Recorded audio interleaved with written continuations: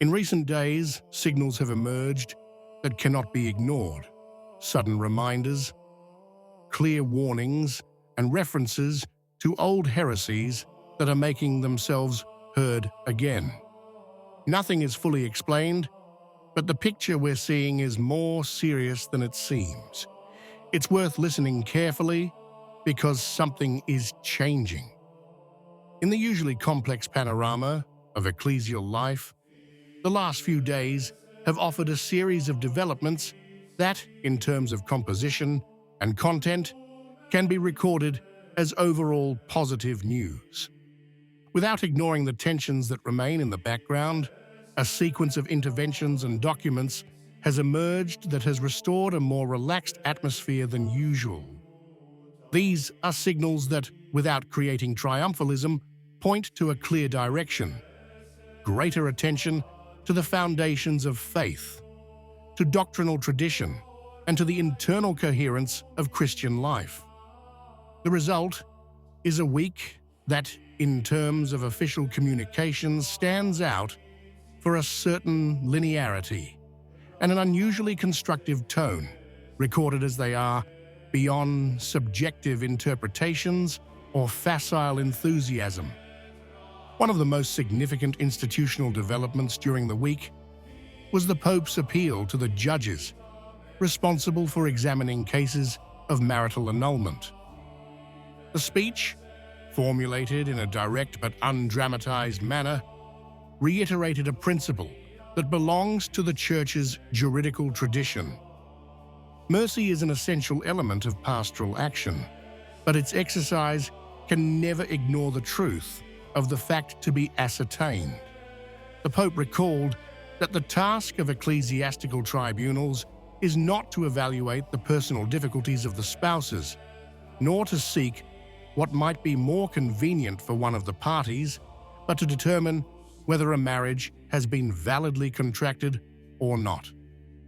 The invitation was noted as a clarifying contribution, especially for the insistence with which it recalled the need to distinguish the understanding of human situations from the responsibility to safeguard the objectivity of the sacrament.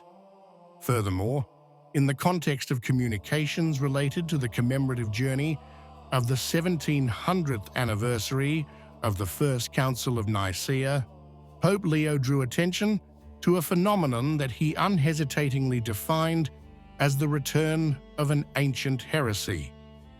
Speaking of new Arianism, the pontiff pointed to the tendency today found even among people who profess to be Christians to reduce the figure of Jesus to that of an exemplary man, esteemed for his moral teachings but not recognized as the true God.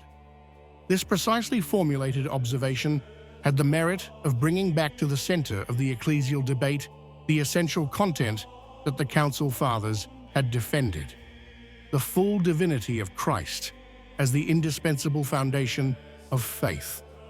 The intervention was interpreted as a positive element, not only for the clarity with which it identified the nature of the problem, but also for the educational value of its temporal placement on the eve of an anniversary that recalls the doctrinal unity of early Christianity. The papal recall, in fact, in addition to denouncing theological distortion, provided an opportunity to reconsider the importance of a faithful transmission of doctrine, thus contributing to strengthening awareness of what distinguishes the Christian profession from any reductive cultural interpretation. The publication of the Apostolic Letter for the 17th centenary of the Council of Nicaea provided further confirmation of the point already recalled by the Pope in the previous days: the need to clearly reaffirm the divinity of Christ in a cultural context that tends to reduce it. The document, released on the occasion of the Nicene anniversary, recalls the decisive role of the Council in establishing the faith of the Church and reiterates that the identity of Jesus cannot be interpreted according to exclusively human categories. This reference was considered significant because it comes at a time when several observers are reporting an increasing risk. That is, reading the figure of Christ through psychological or sociological criteria, privileging the human and moral aspect to the detriment of the supernatural. The apostolic letter, precisely because of its official nature, is thus interpreted as an attempt to bring attention back to the original core of the Nicene faith, offering a clear orientation in a panorama where many detect a weakening of the perception of the divine. In this sense, the document not only recalls a decisive passage in the history of the Church, but also highlights the current need to safeguard the theological vision that council had defined. Among the elements highlighted with interest this week is the Pope's call for a stronger coherence between the professed faith and the daily life of Christians.